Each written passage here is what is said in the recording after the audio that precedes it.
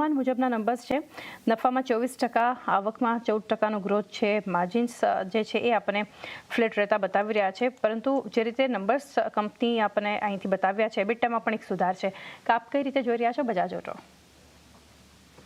Fantastic set of numbers, કારણ કે I think overall આપણે જોવા જઈએ તો એ લોકોના જે માર્જિન્સ છે એમાં સોલિડ એક્સપાન્શન થયું છે. એન્ડ ગોઝ ટુ શો કે જે પ્રીમિયમાઇઝેશનની થીમ છે, જેમાં હાયર વેલ્યુના જે બાઇક્સ છે they are able to easily sell them.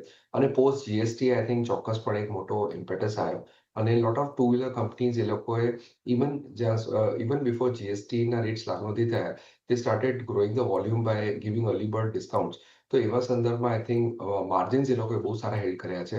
અને મોર ઇમ્પોર્ટન્ટલી આઈ થિંક એક્સપોર્ટ્સમાં આપણે જાણીએ છીએ કે નાઇજીરિયા ઓલમોસ્ટ 60,000 to 70,000 યુનિટ્સ એ લોકો મેનેજ કરે છે. અને ઓવરઓલ એક્સપોર્ટ એ લોકોએ આઈ થિંક 2 lakhsનું કર્યું છે આ વખતે, which is I think very very healthy. એટલે ગોઝ ટુ શો કે એ લોકો ઇવન ગ્લોબલી જે એક્સપોર્ટ ઓરિએન્ટેડ સ્ટ્રેટેજી છે, that is also panning out very well. ઇલેક્ટ્રિક્સમાં પણ હવે જોઈએ છે કે ઘણા ક્વેશ્ચન માર્ક્સ હતા કે via the incumbent company is not very aggressive. પણ હવે I think they are managing the supply chain well. અને ચેતક ઇલેક્ટ્રિક સ્કૂટરમાં આપણે જોયું કે એ લોકોએ ઘણા પ્રોબ્લેમ્સ રિઝોલ્વ કર્યા છે, અને now they are going in to double digit profitability in electric business, જે આઈ થિંક રેડ છે. So overall I think results are good. Valuations હમણાં એટલા એક્સપેન્સિવ નથી. પાસ્ટમાં કંપનીએ ઊંચા લેવલ્સ ઉપર બાયબેક કર્યું છે. There is a possibility they might again go for a buyback, કારણ કે company sitting on a very very huge cash kitty. એટલે overall I think we are upbeat on Bajaj Auto in the long run. View positive Bajaj Auto માટે. Kiran, technically પણ સમજી લઈએ. આ stock આજે ખાસ ફોકસમાં રાખીશું આપણે. નંબર્સ જે રીતે આવ્યા છે ત્યારબાદ, પરંતુ ચાર્ટ પર આપ કઈ રીતે જોઈ રહ્યા છો બજાજ ઓટોને? બજાજ ઓટોની અગર આપણે વાત કરીએ તો ટુ વ્હીલર સ્ટોક્સની અંદર જે આપણને ઉછાળો જોવા મળ્યો એમાં ટીવીએસ મોટર થઈ ગયું, પછી આપણે હીરો મોટર કોપ થઈ ગયું, અને બીજી તરફ તમે આઈશર મોટર થઈ ગયું. તો ત્યાં એક આઉટ પરફોર્મન્સ આપણને જોવા મળી રહ્યું છે.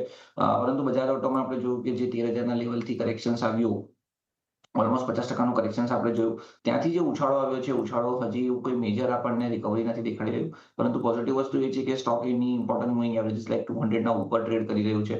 બીજી તરફ રાઇઝિંગ ટ્રેન્ડ લાઇનનો સપોર્ટ પણ લઈ રહ્યું છે. અને મલ્ટિપલ બોટમ્સ આપણે જોઈએ તો 85-8400ની આજુબાજુ છે, જેને બ્રેક નથી કરી રહ્યું. તો 8400ના સ્ટોપ લોસની સાથે ડેફિનેટલી બજાજ ઓટોમાં લોંગ કરવું જોઈએ. ઘટાડે પણ ખરીદારી કરી શકો છો. 8400નું લેવલ જો બ્રેક નહીં થાય તો ઇનિશિયલી જે એને રિસન્ટ ટોપ 9400ના બનાવ્યા છે, ત્યાં સુધી પણ બજાજ ઓટો જઈ શકે છે. ને એને જેવું ક્રોસ કરશે પછી એક સેક્યુલર બુલરન આમાં જોવા મળી શકે એમ છે. તો એઝ ઓફ નાઉ 8400ના સ્ટોપ લોસની સાથે બજાજ ઓટો ડેફિનેટલી લોંગ કરીને જઈ શકાય છે.